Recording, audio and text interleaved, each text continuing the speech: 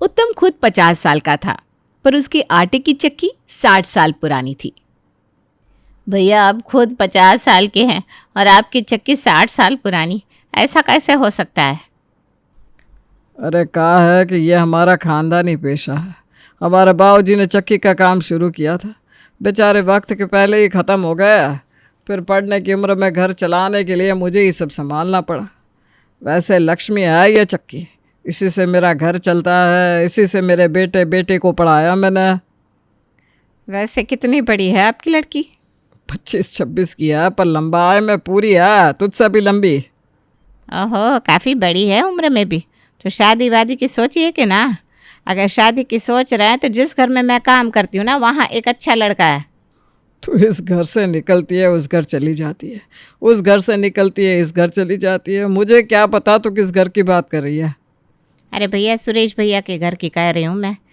आप तो जानते हैं ना, सुरेश भाई साहब का एक ही बेटा है, इकलौता बेटा मोहित। उसकी अपनी कपड़े की दुकान है, अच्छा कमाता है। छोटी उम्र से दुकान का काम संभाल लिया था बउआ ने। देखो, बात चलाओ या बोलो तो मैं डाल दूँ लोगों के कान में ये बात। सलाह तो एक नंबर की दी है तूने, तो शुरुआत भी करते। कमला ने बोला सो कर भी दिया। अब इसी बात पर 1 किलो आटा तोल दो, पैसे सोनिया बिटिया की शादी के नाम पर चढ़ा देना। और कमला ठीक पहुंचती है सुरेश के घर। आज ज़रा देर कर दी, कहाँ रह गई थी कमला? कमला की तो कोई सोचता ही ना है, पर कमला को तो सबकी सोचनी पड़ती है ना भाभी। कहाँ रहूँगी? मोहित बबुआ बड़ा हो रहा है, उनकी शादी की फिक्र में थी मैं। एक रिश्ता पता चला है, बहुत अच्छी लड़की है, ये बगल वाले आटा चक्की वाले उत्तम भाई साहब की बेटी। मैंने उनसे पूछा कितनी बड़ी है, तो कह रहे तुझसे लंबा में बड़ी है। अब आप ही बताइए भाभी, जिसका बाप इतना सीधा हो उसकी बेटी कितनी सीधी होगी? मैं तो कहती हूँ एक बार बात चला ही दीजिए। क्या कहती है मनीषा जी? उत्तम है तो गोरा चिट्टा, नाक नक्श भी ठीक है उसकी उम्र के हिसाब से। गोदाम अच्छा है तो बच्चे भी सही होंगे। घूम फिर कर 4 लोग, एक छोटा भाई और माँ बाप, 4 के परिवार में रहिए। यहाँ आकर भी 4 हो जाएगी। ऊपर से मेहनत की कमाई खाई है लड़की ने। उतार चढ़ाव देखा है ज़िंदगी में, तो मेहनती भी होगी। मैं समझ गया। कमला दीदी, आज आप मेरा रिश्ता लगवा कर ही रहेंगी। लगवा कर क्या रहती, लगवानी ही थी। इस रिश्ते के बदले कमला उत्तम के आटे की चक्की से फ्री में आटा जो लेने वाली थी। कमला सोनिया की इतनी तारीफ करती है कि अगले रविवार ही मोहित का परिवार सोनिया को देखने चला आता है। पढ़ाई में तो एक नंबर है मेरी सोनिया। हम तो गांव देहात के ठहरे, हमने कहाँ पढ़ाई की बहन जी। ना मन था ना परिस्थिति, पर मेरी बेटी बिल्कुल मेरे नक्शे कदम पर नहीं चली। उसने बोला मैं तो पढ़ाई करूँगी। ग्रेजुएशन किए है मेरी सोनिया बिटिया ने। एक बात पूछना चाहूँगा, सोनिया नाम ही क्यों रखा भाई साहब आपने अपनी बेटी का? क्योंकि बचपन में ये सोती बहुत थी, ना कभी इसने अपनी माँ को सताया, बस अपनी माँ का दूध पीती और सो जाती, इसीलिए इसका नाम सोनिया रख दिया। ये सुनते ही फुसफुसाते हुए मनीषा अपने बेटे से कहती है, कमला बिल्कुल ठीक कह रही थी। भाई साहब तो बड़े सीधे हैं, ऐसे सीधे परिवार से रिश्ता हो जाए तो ज़िंदगी पर टेंशन ही नहीं रहेगी। क्या कहता है मोहित? अब मुझे ये रिश्ता मंजूर है। सोनिया भी कह देती है मुझे ये रिश्ता मंजूर है, और चट मंगनी पट ब्याह कर सोनिया मोहित के घर आ जाती है। ससुराल में उठते ही सोनिया अपने भाई को कॉल लगाती है। मेरा यहाँ मन कैसे लगेगा भाई, मुझे तो अभी से घर की याद आ रही है। अरे रोती क्यों हो दीदी? तुम्हारे ससुराल के बगल में ही तो पापा की आटा चक्की है, जाकर मिलाओ। अपनी पहली रसोई की तैयारी करने सोनिया रसोई में जाती है। कल ही तो इस घर में आई हूँ, तुरंत बाहर निकलूंगी तो सभी बातें बनाने लगेंगे, पर कुछ तो करना होगा। सोनिया डिब्बे से सारे आटे को निकालकर एक प्लास्टिक में भरती है और कमला को देते हुए कहती है, ये आटा अपने पास रख लो कमला, 1-2 हफ्ते के लिए छुट्टी पर गांव चली जाओ, तुम्हारा पैसा कोई नहीं काटेगा। तुम तो सच में लक्ष्मी आई हो दीदी। ठीक है, मैं चलती हूँ। और कमला के पीछे पीछे अपना पर्स उठाए सोनिया अपने पापा की आटा की चक्की में पहुंच जाती है। लीजिए पापा, मैं आ गई, कैसा लगा मेरा सरप्राइज? अरे मेरी बिटिया रानी, ऐसे नई दुल्हन बाहर नहीं निकलती। मैं घूमने थोड़ी ना निकली हूँ पापा, पहली रसोई बनानी थी, आटा चाहिए था, घर पर था नहीं। मोहित मेहमानों को स्टेशन छोड़ने गए थे, अब सास ससुर को तो आटा लाने के लिए नहीं कह सकती, इसीलिए अच्छी बहू की तरह खुद ही राशन लेने आ गई। उत्तम सोनिया को 1 किलो आटा तोल कर देता है। ये लीजिए पापा पैसे। पागल है क्या, तुझसे लूँगा पैसे? कोई ज़रूरत नहीं है पैसे वैसे की, और अब से कहीं और पैसे लगाने की ज़रूरत नहीं है, मैं ही दे दिया करूँगा आटा। कम से कम इसी बहाने तुझसे मुलाकात हो जाएगी। अपनी पहली रसोई में सोनिया सभी के लिए पूरी, खीर, सब्जी क्या कुछ नहीं बनाती, जिसे खाकर सभी उसकी तारीफ करते नहीं थकते। कमला ने तो हीरा ला कर दे दिया हमें, वरना ढूंढने से भी हम ऐसी लड़की नहीं ला पाते। राम जी सभा में ही थे, पर सीता माता कहाँ जानती थी कि यही उनके वर होने वाले हैं। माध्यम तो धनुष बना था। वैसे ही हमें भी कहाँ पता था कि जिस चक्की का आटा हम सब खाते हैं उसी की बेटी हमारे घर बहू बनकर आ जाएगी। अब जो होना है तब सो हो जाता है। सोनिया के बनाए खाने की बड़ी तारीफ होती है। अब वो रोज़ अपने पापा की आटे की चक्की में जाती और आटा लाने के बहाने उनसे मिल लेती। कुछ दिनों बाद, बहू आज चिल्ला खाने का बड़ा मन है, आज पराठे छोड़ दे, चिल्ला बना ले। सूजी या बेसन का चिल्ला बनाऊंगी तो आटा लाने का बहाना कैसे मिलेगा? बेकार में किसी चीज़ पर पैसे क्यों लगाऊं जब पापा फ्री में आटा दे रहे तो? और वैसे भी बेसन और सूजी महंगी भी तो कितनी हो रखी है। एक गृहिणी का लक्ष्य पैसों की बचत होना चाहिए। और रोज़ की तरह अपनी थैली उठाए सोनिया अपने पापा के पास जाकर आटा ले आती है और करती है गूगल। आटे का चिल्ला कैसे बनाएं? सोनिया के ये कहते ही यूट्यूब पर फ़ौरन बहुत सारे सजेशंस आ जाते हैं। अरे वाह, इसमें तो बहुत सारी रेसिपी है, सब्जी भी नहीं बनानी पड़ेगी। घोल तैयार कर उसमें कच्ची सब्जियां डालकर चिल्ला बनाया जा सकता है। वाह वाह वाह, ये तो नई चीज़ पता चली। ये रेसिपी चल पड़ी तो मज़ा ही आ जाएगा। आटे का घोल तैयार कर सोनिया उसमें कच्ची सब्जियां डालकर कुछ देर फर्मेंट होने के लिए छोड़ देती है। 15 मिनट बाद घोल अच्छी तरह तैयार हो जाता है और रात के खाने में सोनिया सभी को गर्मा गर्म चिल्ले परोसती है। ये किस चीज़ के चिल्ले बनाए तुमने?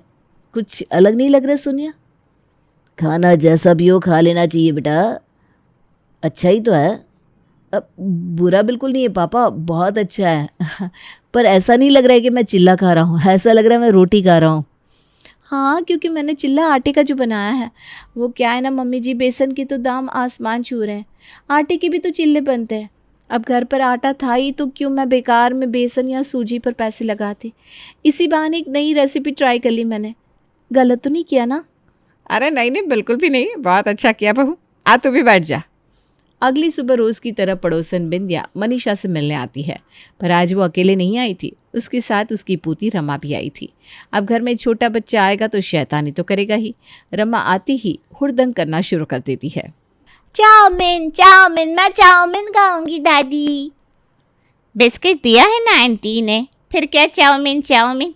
इसकी माँ ने बिना बाहर का खा खा कर इसे चाउमीन खाने की बुरी आदत लगा दी है। बाहर निकलते ही चाउमीन चाउमीन करने लगती है। 10 मिनट रुक जा, घर चलेंगे तब तेरी माँ से कहकर चाउमीन बनवा दूंगी। हाँ, अरे ये क्या बात हुई, ये भी तो इसी का घर है, हमारे घर पर खा लेगी। वैसे भी तेरी बहू तो नौकरी करती है, शाम को वापस लौटेगी, तब तक तू अपनी पोती को रुलाती रहेगी क्या? बहू जा जाकर चाउमीन बना दे तो। सोनिया किचन में जाती है और फिर से अपने दिमाग के घोड़े दौड़ाने लगती है। कल का लाया आटा तो अभी तक ख़त्म नहीं हुआ, इसे नहीं ख़त्म करूँगी तो फिर से आटा लाने के लिए पापा के पास कैसे जाऊँगी? एक काम करती हूँ, आटे का ही नूडल्स बना लेती हूँ। और चाउमीन उबालने की जगह रमा आटे का ही नूडल्स बनाकर उसे चाउमीन की तरह फ्राई कर देती है और रमा के साथ सभी को परोसती है। अच्छी चाउमीन बनाई है बहू तूने। ये मम्मा जैसा टेस्टी नहीं है आंटी। ये आटे का चाउमीन है बेटा, मैंने आटे से बनाया है ताकि मैदा खाकर आपका पेट खराब ना हो। अरे क्या ज़रूरत थी इतना सब करने की बेटा, बेकार में तू परेशान हुई। आटे का नाम सुनते ही रमा चाउमीन की प्लेट फेंक देती है और फूट फूट कर रोने लगती है। मैंने तो अच्छा ही करना चाहा था मम्मी जी। जब मैंने तुझे चाउमीन बनाने को कहा था तो सीधा सीधा चाउमीन बना देती बहू, बेकार में ही बात बिगड़ गई ना। ये तो शुरुआत थी, धीरे धीरे सोनिया का आटे के लिए ऑब्सेशन बढ़ता ही जाता है, जिससे अब सभी चिढ़े चिढ़े रहने लगे थे। फिर एक दोपहर सोनिया दुकान पर अपने पति को फ़ोन लगाती है। दोपहर में क्या बना दूँ? मुझ पर तुम मेहरबानी करो, मुझे कुछ नहीं खाना, मैं बाहर से इडली खा लूँगा। तुम तो खा लोगे, पर पापा जी पता नहीं कैसे हाथ से उसने इडली चटनी बनाई होगी, तबीयत वबीयत बिगड़ गई तो। और रोटी में बुराई क्या है? नहीं, बुराई तो कोई नहीं है, पर और भी तो चीज़ें हैं ना खाने के लिए। रोज़ रोज़ आटे का बना खाना अब मुझे अच्छा नहीं लग रहा। मुझे चावल खाने हैं यार। ठीक है ना, तो आप एक काम करो, 3 बजे पापा के साथ घर पहुंच जाओ, मैं पकौड़ी की कढ़ी और चावल बना लेती हूँ। सच में सोनिया, तुम कढ़ी और चावल बनाओगी? I love you darling, love you. मैंने कभी सोचा नहीं था कि चावल खाने के लिए मैं इतना खुश हो जाऊंगा। दोपहर में बड़ी खुशी खुशी सुरेश और मोहित घर पर आते हैं। सोनिया सभी को परोसती है चावल और कढ़ी। इतने दिनों बाद चावल बनाए घर पर, वरना वही आटे की रोटी, पराठा, चाउमीन, चिल्ला। बाकी किसी चीज़ का तो टेस्ट ही भूल गया था मैंने तो चावल खाने की उम्मीद ही छोड़ दी थी, पर भगवान की कृपा से आज चावल मिल ही गया। मेरी तारीफ ही करते रहेंगे पापा जी, आपके खाना भी खाएंगे। हाँ हाँ, पहले मैं पकोड़े वाली कढ़ी खाऊंगा। कितने दिनों बाद बनी है आज घर में। और जैसे ही सुरेश कढ़ी में से पकौड़े निकाल कर खाता है, उसका मुंह बन जाता है। अब तो आप एक्टिंग करें पापा। एक तो पकोड़े की कढ़ी मिली है, उसमें भी मुंह बना रहे आप। कोई गलती हो गई है क्या पापा जी? आज तो मैंने चावल भी बनाया है। तुम ध्यान मत दो सोनिया, अच्छा काम किया तुमने। लगता है इतने दिनों से आटा खा खा कर बेसन का स्वाद ही भूल चुके हैं पापा। और फिर मोहित और मनीषा भी पकौड़े टेस्ट करते हैं। बड़ी साइड ले रहा था अपनी बीवी की, अब बोल। आटे की पकौड़ी कौन बनाता है सोनिया? पर आपने बोला था ना, इतने दिनों से आटा खा खा कर परेशान हो गया हूँ मैं, आज तुम चावल खिलाओगी, तो मैंने चावल बनाए ना। और पकौड़ी आटे की बनानी है कि नहीं ये तो आपने बताया ही नहीं था। और वैसे भी बेसन कितना महंगा है। हद कर दी तुमने सोनिया। हॉल में 56 इंच का टीवी लग गया तो पैसे नहीं लगे, तुमने आईफोन लिया तो पैसे नहीं लगे, और बेसन आ जाता तो हम सड़क पर आ जाते। ये सही है, नहीं बर्दाश्त होता ये रोज का ड्रामा मुझसे। नहीं खानी मुझे ये आटे की कढ़ी। इतनी भी बुरी नहीं है कढ़ी बेटा, खाना ही है, खाने को ऐसे नहीं बोलते, खा ले। मुझसे नहीं खाया जाएगा मम्मी, मैं दुकान जा रहा हूँ। मोहित अपनी दुकान के लिए निकलता ही है कि उसके ससुर जी आज फिर उसे टोक देते हैं। कहाँ है भाई साहब आप? पिछले 2 दिनों से आपके इंतज़ार में नज़रें जमाए बैठा हूँ, आप तो कन्नी काट कर भाग रहे हैं। नहीं नहीं पापा जी, ऐसे कैसे, ऐसी कोई बात नहीं है। वो क्या है ना, ग्राहक आजकल बहुत रहती है तो टाइम नहीं मिल पाता। एक आप है जिसे काम से फुर्सत नहीं मिल रही, एक हम है जो फुर्सत में ही रहते हैं। कस्टमर ही कहाँ आ रहे हैं आजकल। अब तो चक्की चलती है तो बस सोनिया को गेहूं पीस कर देने के लिए। पता नहीं आज आटा दे भी पाऊंगा कि नहीं, चक्की ही नहीं चल रही। लगता है ख़राब हो गई है, बनने में ही 5-7 हज़ार लग जाएंगे। बैठे बिठाए तो आजकल ऐसे खर्च आ जाते हैं कि क्या बताऊं। आप चक्की ठीक करवा लीजिए, पैसे मैं दे देता हूँ पापा जी। ये लीजिए 10,000 रुपये, और ज़रूरत पड़े तो कह दीजिएगा। वैसे अपने साले साहब के लिए कुछ सोचा है बेटा जी आपने? अब उसे इस आटे की चक्की पे काम में लगाऊंगा तो अच्छा नहीं लगेगा। सब क्या सोचेंगे, जीजा इतना बड़े कपड़े का व्यापारी है और साला चक्की चलाता है। मैं कोशिश करता हूँ पापा जी। कोशिश बोलने से नहीं होगा दामाद जी, ज़रा जोर डालिए।